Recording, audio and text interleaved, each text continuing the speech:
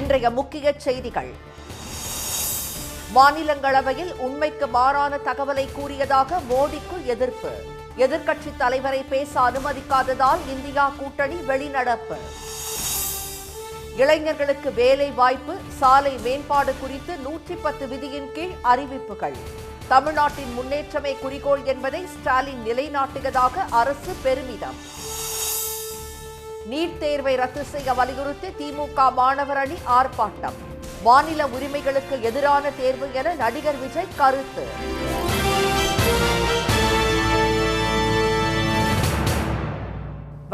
வணக்கம். எதிர்க்கட்சித் தலைவரை பேச அனுமதிக்காததால் மாநிலங்களவையில் இருந்து எதிர்க்கட்சிகள் வெளிநடப்பு செய்தன. நாடாளுமன்றத்தின் இரு அவைகளிலும் கடந்த மாதம் 27ஆம் தேதி நடைபெற்ற கூட்டத்தில் குடியரசுத் தலைவர் திருமதி திரௌபதி முர்மு உரையாற்றினார். அதனைத் தொடர்ந்து இரு அவைகளிலும் குடியரசுத் தலைவர் உரைக்கு நன்றி தெரிவிக்கும் தீர்மானத்தின் மீதான விவாதங்கள் நடைபெற்றன. எதிர்க்கட்சித் தலைவர் திரு ராகுல் காந்தி, திரிணாமுல் காங்கிரஸ் உறுப்பினர் திருமதி மஹுவா மைத்ரா, திமுக உறுப்பினர் திரு ஆர் ராசா, மார்க்சிஸ்ட் கம்யூனிஸ்ட் உறுப்பினர் திரு சு வெங்கடேசன், சமாஜ்வாதி கட்சி தலைவர் திரு அகிலேஷ் யாதவ் உள்ளிட்டோர் காரசாரமான விவாதங்களை முன்வைத்ததால் மக்களவையில் அனல் பறந்தது. இந்த விவாதங்களுக்கு மக்களவையில் பிரதமர் திரு மோடி நேற்று பதிலளித்திருந்த நிலையில் மாநிலங்களவையில் இன்று அவர் பதிலளித்தார். அப்போது கடந்த 10 ஆண்டுகளில் நாடு பெற்றுள்ள வளர்ச்சி வெறும் தொடக்கம்தான் என்றும் இன்னும் பல படிகள் வளரப்போவதாகவும் திரு மோடி கூறினார். அடுத்த 5 ஆண்டுகளில் அடிப்படை வசதிகளை மேம்படுத்தவும் வறுமையை ஒழிக்கவும் அரசு போராடும் என்றும் அவர் தெரிவித்தார். அரசியலமைப்பு புத்தகத்தை இன்று கைகளில் வைத்திருக்கும் எதிர்க்கட்சியினர் அரசியலமைப்பு தினம் கொண்டாடப்பட்ட போது அதனை எதிர்த்ததாக திரு மோடி கூறினார். இதற்கு கடும் எதிர்ப்பு தெரிவித்த எதிர்க்கட்சி உறுப்பினர்கள் உண்மைக்கு மாறான தகவலை அவையில் அவர் தெரிவிப்பதாக முழக்கங்களை எழுப்பினர். மாநிலங்களவையில் எதிர்க்கட்சித் தலைவரை பேச அனுமதிக்க வேண்டும் என காங்கிரஸ் உள்ளிட்ட எதிர்க்கட்சியினர் எழுந்து நின்று தொடர்ந்து முழக்கங்களை எழுப்பினர்.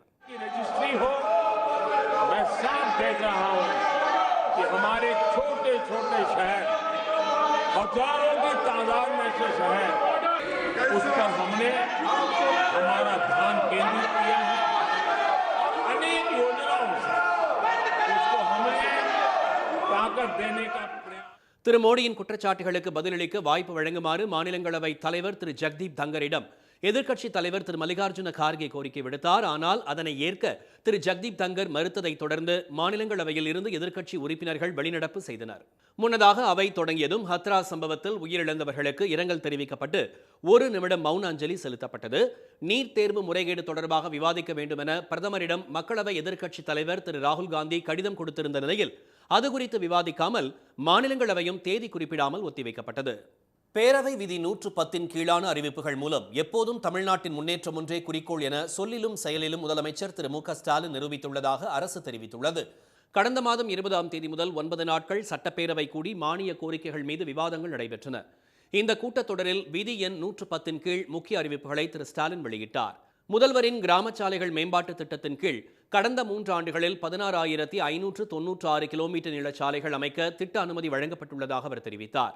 வரும் 2 ஆண்டுகளில் மேலும் 10,000 கிலோமீட்டர் நீள ஊரக சாலைகள் 4,000 கோடி ரூபாய் மதிப்பீட்டில் மேம்படுத்தப்படும் என்றும் திரு ஸ்டாலின் அறிவித்தார். 2026ஆம் ஆண்டு ஜனவரி மாதத்துக்குள் அரசு பணியாளர் தேர்வாணையம், ஆசிரியர் தேர்வு வாரியம், மருத்துவ பணியாளர் தேர்வு வாரியம், சீருடை பணியாளர் தேர்வு வாரியம் ஆகியவற்றின் மூலம் 46,584 அரசு பணியிடங்கள் நிரப்பப்படும் என்றும் 110 விதியின் கீழ் முதலமைச்சர் அறிவித்தார். ஹோசூரில் 2000 ஏக்கரில் பன்னாட்டு விமான நிலையம், கோவையில் முத்தமிழறிஞர் கலைஞர் பெயரில் அமைக்கப்படும் நூலகம் மற்றும் அறிவியல் மையத்துக்கான பணிகள் தொடக்கம், திருச்சியில் உலகத்தரம் வாய்ந்த நூலகம் மற்றும் அறிவுசார் மையம் அமைத்தல், நகர்ப்புற வாழ்விட மேம்பாட்டு வாரியம் வாயிலாக 6,746 சேதமடைந்த அடுக்குமாடி குடியிருப்புகளை 1,149 கோடி ரூபாய் மதிப்பீட்டில் மறு கட்டுமானம் ஆகிய முக்கிய அறிவிப்புகளையும் முதலமைச்சர் வெளியிட்டார். தமிழ்நாட்டின் முன்னேற்றத்திற்கும் இளைஞர்களின் அரசு வேலை வாய்ப்புகளுக்குமான அறிவிப்புகளை 110 விதியின் கீழ் வெளியிட்டதன் மூலம் என்றும் எப்போதும் தமிழ்நாட்டின் முன்னேற்றம் ஒன்றே குறிக்கோள் என்பதை சொல்லிலும் செயலிலும் திரு ஸ்டாலின் நிலைநாட்டியுள்ளதாக செய்திக்குறிப்பில் தெரிவிக்கப்பட்டுள்ளது. நீட் தேர்வை ரத்து செய்ய மறுக்கும் மத்திய பாஜக அரசை கண்டித்து சென்னையில் திமுக மாணவர் அணி சார்பில் ஆர்ப்பாட்டம் நடைபெற்றது. தேசிய தேர்வு முகமை நடத்தும் நீட், கியூட், நெட் உள்ளிட்ட நுழைவுத் தேர்வு மற்றும் தகுதி தேர்வுகளை ரத்து செய்ய வலியுறுத்தி வள்ளுவர் கோட்டம் அருகே திமுக மாணவர் அணி நடத்திய ஆர்ப்பாட்டத்தில் ஏராளமானோர் கலந்து கொண்டனர். இதில் பேசிய சட்டமன்ற உறுப்பினர் திரு எழிலன், நீட் தேர்வால் பயிற்சி மையங்கள் மட்டுமே பலன் பெறுவதாக கூறினார். தனியார் பயிற்சி மையங்களுக்கு தடை விதிக்க தேசிய தேர்வு முகமைக்கும் மத்திய அரசுக்கும் துணிச்சல் உள்ளதா என அவர் கேள்வி எழுப்பினார். ஆர்ப்பாட்டத்திற்கு பின்னர் செய்தியாளர்களிடம் பேசிய திமுக அமைப்பு செயலாளர் திரு RS பாரதி, தற்போது அனைத்து தரப்பினரும் நீட் தேர்வு குறித்த திமுகவின் நிலைப்பாட்டை வரவேற்பதாக கூறினார். சுப்ரீம் கோர்ட்டும் இந்த மோசடி ஊழல் எல்லாவற்றையும் பார்த்து கொண்டிருக்கிறது. நல்ல முடிவு வரும் என்று எதிர்பார்க்கிறோம். ஒரு காலத்தில் தமிழ்நாட்டில் மட்டும் திமுக மட்டும் பேசிக் கொண்டிருந்தது. இன்னைக்கு தமிழ்நாட்டில் இருக்கிற அனைத்து கட்சியும் பேச ஆரம்பித்து விட்டது. திமுக மாணவர் அணியின் போராட்டம் குறித்து சமூக வலைதளத்தில் பதிவிட்டுள்ள முதலமைச்சர் திரு மு.க. ஸ்டாலின், நீட் எனும் சமூக அநீதிக்கு எதிரான திராவிட முன்னேற்றக் கழகத்தின் போரில் இன்று ஒலிக்கும் முழக்கங்கள் நாளைய வெற்றிக்கான அறிவிப்புகள் என்று தெரிவித்துள்ளார். இதனிடையே தமிழ்நாடு அரசு நீட் விலக்கு மசோதாவிற்கு ஆதரவு அளிப்பதாக தமிழக வெற்றிக் கழக தலைவர் நடிகர் விஜய் தெரிவித்துள்ளார். 10 மற்றும் 12ஆம் வகுப்பு பொதுத் தேர்வில் மாவட்டங்களில் முதல் 3 இடங்களை பிடித்த மாணவர்களுக்கு அக்கட்சியின் சார்பில் 2ஆம் கட்டமாக ஊக்கத்தொகை வழங்கும் நிகழ்ச்சி சென்னையில் நடைபெற்றது. அதில் பேசிய நடிகர் விஜய், நீட் தேர்வு மாநில உரிமைகளுக்கு எதிரானது என்று கூறினார். இனிமேல் நாடு முழுக்க அந்த நீட் தேர்வே தேவையில்லை அப்படிங்கிறத இந்த செய்திகள் மூலமா நாம் எல்லாருமே புரிஞ்சுக்கிட்ட ஒரு விஷயம். கல்வி பொது பட்டியலேருந்து மாநில பட்டியலுக்கு கொண்டு வரணும். ஒருவேளை அதில் ஏதாவது சிக்கல்கள் இருக்கு அப்படின்னா ஒரு இடைக்கால தீர்வா இந்த இந்திய அரசியலமைப்பு சட்டத்தை திருத்தி ஒரு ஸ்பெஷல் கன்கரண்ட் லிஸ்ட், சிறப்பு பொது பட்டியல் அப்படின்னு ஒன்று உருவாக்கி அதில் கல்வி மற்றும் சுகாதாரத்தை அதில் சேர்க்கணும். நீட் முறைகேடுகள் குறித்து செய்திகள் வெளியான பிறகு அந்த தேர்வின் மீது இருந்த நம்பகத்தன்மையே முற்றிலும் இல்லாமல் போய்விட்டதாக திரு விஜய் தெரிவித்தார். மணிப்பூர், அசாம் மாநிலங்களில் கனமழையால் ஆறுகளில் ஏற்பட்ட வெள்ளப்பெருக்கால் 12 லட்சம் பேர் பாதிக்கப்பட்டுள்ளனர். வடகிழக்கு மாநிலமான மணிப்பூரில் கொட்டி தீர்த்த கனமழையால் தலைநகர் இம்பாலின் கிழக்கு மற்றும் மேற்கு மாவட்டங்கள் மோசமாக பாதிக்கப்பட்டுள்ளன. சிங்ஜமே, ஓனாம், திங்கல் மற்றும் கொங்பா நதிகளில் பெருக்கெடுத்த வெள்ளம் குடியிருப்புகளுக்குள் புகுந்தது. இதனால் மக்கள் கடுமையாக பாதிக்கப்பட்டுள்ளனர். இதையடுத்து நாளை வரை பள்ளிகளுக்கு விடுமுறை அளிக்கப்பட்டுள்ளது. இந்தியா மியான்மர் சாலையில் 3 கிலோமீட்டர் தொலைவுக்கு வெள்ளம் சூழ்ந்துள்ளது.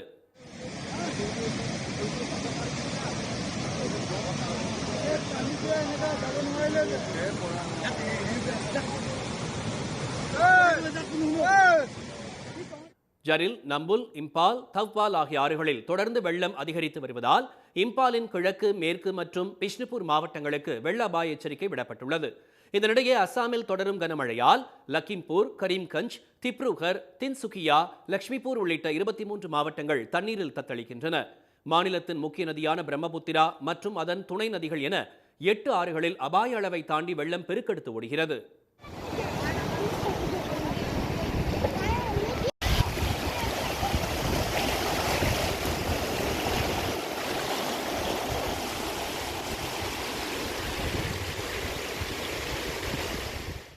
பெரும் சேதம் ஏற்பட்டுள்ள லக்கிம்பூர் மாவட்டத்தில் 1,65,000 பேர், தரங் மாவட்டத்தில் 1,50,000 லட்சம் பேர் உள்பட மாநிலம் முழுவதும் 11,34,000 பேர் பாதிக்கப்பட்டுள்ளதாக அசாம் அரசு தெரிவித்துள்ளது. வெள்ளம் புகுந்த 2,200 கிராமங்கள் மாநிலத்தின் பிற பகுதிகளிலிருந்து துண்டிக்கப்பட்டுள்ளன. 30,000 ஹெக்டேர் விளைநிலங்கள் தண்ணீரில் மூழ்கின. காசிரங்கா தேசிய உயிரியல் பூங்காவுக்குள் வெள்ளம் புகுந்ததால் அங்குள்ள விலங்குகள் மேடான பகுதிகளில் தஞ்சமடைந்துள்ளன. அசாம் மழை வெள்ளத்தால் மிகவும் மோசமாக பாதிக்கப்பட்டுள்ளதாகவும் மீட்பு பணிகள் முழுவீச்சு நடைபெற்று வருவதாகவும் முதலமைச்சர் திரு ஹெமந்த பிஸ்வா சர்மா தெரிவித்தார். பாதிக்கப்பட்டுள்ள மாவட்டங்களில் 489 நிவாரண மையங்கள் ஏற்படுத்தப்பட்டு 2,86,000க்கும் மேற்பட்டோர் தங்க வைக்கப்பட்டுள்ளனர். மாநில மற்றும் தேசிய பேரிடர் மீட்பு படையினர், விமானப்படையினர் மீட்பு பணிகளில் தீவிரமாக ஈடுபட்டுள்ளனர். இதனிடையே அடுத்த சில நாட்களுக்கு அசாமில் மழை தொடரும் என்று இந்திய வானிலை மையம் எச்சரித்துள்ளது. மத்திய அரசு கொண்டு வந்துள்ள 3 புதிய குற்றவியல் சட்டங்களுக்கு எதிர்ப்பு தெரிவித்து தமிழ்நாடு முழுவதும் வழக்கறிஞர்கள் போராட்டத்தில் ஈடுபட்டனர். பாரதிய நியாய சன்ஹிதா, பாரதிய நாகரிக் சுரக்ஷா சன்ஹிதா, பாரதிய சாக்ஷிய அதிநியம் என்ற இந்த 3 புதிய சட்டங்களை திரும்பப் பெற வலியுறுத்தி வழக்கறிஞர்கள் தொடர் போராட்டங்களை நடத்தி வருகின்றனர். மதுரை வழக்கறிஞர்கள் சங்கத்தின் சார்பில் இன்று மாவட்ட நீதிமன்றத்தில் இருந்து தல்லாக்குளம் தபால் நிலையம் வரை கண்டன பேரணி நடைபெற்றது. போலீஸ் ஆட்சியை நடைமுறைப்படுத்தும் 3 புதிய சட்டங்களை திரும்ப பேரு. புதுக்கோட்டையில் ஒருங்கிணைந்த நீதிமன்ற வளாகம் முன்பு வழக்கறிஞர் சங்கத்தினர் உண்ணாவிரத போராட்டத்தில் ஈடுபட்டனர். இச்சட்டத்தை திரும்ப பெறும் வரை போராட்டம் தொடரும் என அவர்கள் கூறினர். திண்டுக்கல் பழைய நீதிமன்ற வளாகத்தில் இருந்து பேரணியாக சென்ற 150க்கும் மேற்பட்டோர் தலைமை தபால் நிலையம் முன்பு கண்டன ஆர்ப்பாட்டத்தில் ஈடுபட்டனர். ஸ்ரீவில்லிபுத்தூரில் அஞ்சல் அலுவலகத்தை முற்றுகையிட்ட வழக்கறிஞர்கள் மத்திய அரசுக்கு எதிராக முழக்கங்களை எழுப்பினர். 3 புதிய சட்டங்களை மோடி அரசே திரும்ப பெறு. 3 புதிய சட்டங்களை திரும்ப பெறு. கும்பகோணம், விருதாச்சலம், மயிலாடுதுறை உள்ளிட்ட இடங்களிலும் வழக்கறிஞர்களின் போராட்டம் நடைபெற்றது. நாகையில் 3வது நாளாக இன்றும் வழக்கறிஞர்கள் போராட்டத்தில் ஈடுபட்டதால் நீதிமன்ற பணிகள் பாதிக்கப்பட்டன. இதனிடையே இந்திய குற்றவியல் சட்டங்களுக்கு ஹிந்தி மற்றும் சமஸ்கிருதத்தில் பெயர் சூட்டியதை சட்டவிரோதம் என்று அறிவிக்க கோரிய வழக்கில் வரும் 23ஆம் தேதிக்குள் பதிலளிக்க மத்திய அரசுக்கு சென்னை உயர்நீதிமன்றம் உத்தரவிட்டுள்ளது. இனி வருவது செய்தி துளிகள். பொதுச்சொத்துக்கு சேதம் ஏற்படுத்திய வழக்கில் அதிமுக முன்னாள் அமைச்சர் திரு பாலகிருஷ்ண ரெட்டிக்கு விதிக்கப்பட்ட 3 ஆண்டு சிறை தண்டனையை சென்னை உயர்நீதிமன்றம் ரத்து செய்தது. 1998ஆம் ஆண்டு ஹோசூர் அருகே பாகலூரில் நடந்த போராட்டத்தின் போது பேருந்துகள் மீது கல் வீசியதாக அவர் மீது வழக்கு தொடரப்பட்டது. இதில் சிறப்பு நீதிமன்றம் சிறை தண்டனை விதித்ததால் அமைச்சர் பதவியை திரு பாலகிருஷ்ண ரெட்டி இழந்தார். மேல்முறையீட்டில் அவருக்கு விதிக்கப்பட்ட தண்டனை ரத்து செய்யப்பட்டது. பெரியார் பிரதான கால்வாய் இருபோக சாகுபடி நிலங்களின் முதல் போக சாகுபடிக்காக வைகை அணையிலிருந்து இன்று தண்ணீர் திறக்கப்பட்டது.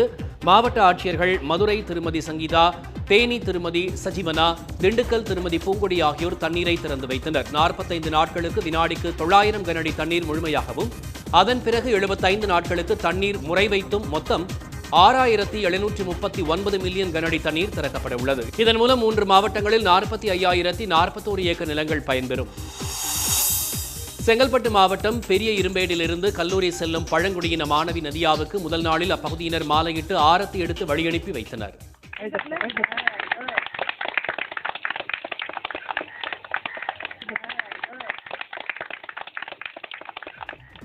ஈருளர் இன தம்பதி விஜயன் தீபாவின் மகள் நதியா செங்கல்பட்டு அரசு கலைக்கல்லூரியில் அரசியல் அறிவியல் பிரிவில் சேர்ந்துள்ளார்.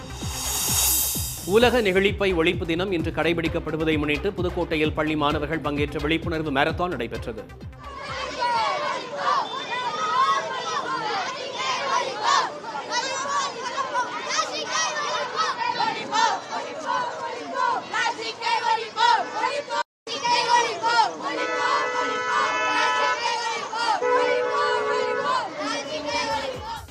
செங்கல்பட்டு அறிஞர் அண்ணா அரசு பெண்கள் மேல்நிலைப் பள்ளியில் நெகிழி ஒழிப்பு விழிப்புணர்வு தின நிகழ்ச்சியில் 500க்கும் மேற்பட்ட மாணவிகளுக்கு மஞ்சள் பைகள் வழங்கப்பட்டன. பிளாஸ்டிக் மாசில்லா தமிழகத்தை உருவாக்க மாணவிகள் உறுதிமொழி ஏற்றனர். சோளிங்கர் அருகே 59 அடி ஆழ விவசாய கிணற்றில் தவறி விழுந்த புள்ளிமானை 1 மணி நேரம் போராடி தீயணைப்புத் துறையினர் மீட்டனர். மீட்கப்பட்ட அந்த 1 வயது மதிக்கத்தக்க பெண்மான் காட்டுப்பகுதியில் விடப்பட்ட போது நன்றி தெரிவிப்பது போல திரும்பி பார்த்து சிறிது நேரத்திற்கு பின் வனத்துக்குள் சென்றது. இங்கிலாந்தில் நாளை நடைபெறும் நாடாளுமன்ற தேர்தலில் தமிழ்நாட்டைச் சேர்ந்த ஜாகிர் ஹுசேன் லிபரல் டெமோக்ராட்டிக் கட்சி சார்பில் குரோய்டன் மேற்கு தொகுதியில் போட்டியிடுகிறார். சீர்காழியை பூர்வீகமாக கொண்ட அவர் திருச்சி ஜமால் முகமது கல்லூரியில் கணினி துறையில் முதுநிலை படிப்பை முடித்தவர். பின்னர் அமெரிக்காவில் 19 ஆண்டுகளும் இங்கிலாந்தில் 2000 முதல் 2007ஆம் ஆண்டு வரை இன்ஃபோசிஸ் நிறுவனத்திலும் ஜாகிர் பணிபுரிந்தார். லண்டனில் 2015ஆம் ஆண்டிலிருந்து சொந்தமாக கணினி நிறுவனம் நடத்தி வரும் அவர் தற்போது தேர்தலில் களம் காண்கிறார். இன்றைய வர்த்தக முடிவில் மும்பை பங்குச்சந்தை குறியீட்டு எண் சென்செக்ஸ் 545 புள்ளிகள் அதிகரித்து 79,987 புள்ளிகளாக இருந்தது. தேசிய பங்குச்சந்தை குறியீட்டு எண் நிஃப்டி 163 புள்ளிகள் உயர்ந்து 24,286 புள்ளிகளாக நிறைவடைந்தது. வர்த்தகத்திற்கிடையே சென்செக்ஸ் 80,000 புள்ளிகளையும் நிஃப்டி 24,300 புள்ளிகளையும் கடந்து புதிய சாதனை படைத்தது. சென்னையில் இன்று ஆபரண தங்கம் விலை சவரனுக்கு 40 ரூபாய் அதிகரித்து சவரன் 53,560 ரூபாயாகவும் கிராம் 6,695 ரூபாயாகவும் உள்ளது. வெள்ளி விலை கிராமுக்கு 50 காசுகள் உயர்ந்து 96 ரூபாயாக உள்ளது. மீண்டும் இன்றைய முக்கிய செய்திகள். மாநிலங்களவையில் எதிர்க்கட்சித் தலைவரை பேச அனுமதிக்காததால் இந்தியா கூட்டணி கட்சிகள் வெளிநடப்பு செய்தன. தமிழ்நாட்டின் முன்னேற்றம் ஒன்றே குறிக்கோள் என சொல்லிலும் செயலிலும் முதலமைச்சர் ஸ்டாலின் நிரூபித்துள்ளதாக அரசு தெரிவித்துள்ளது. இத்துடன் இந்த செய்திகள் நிறைவடைந்தன. மீண்டும் சன் டிவியில் செய்திகள் நாளை காலை 7:30 மணிக்கு. செய்திகளை உடனுக்குடன் தெரிந்து கொள்ள சன் நியூஸ் தொலைக்காட்சியை பாருங்கள். வணக்கம்.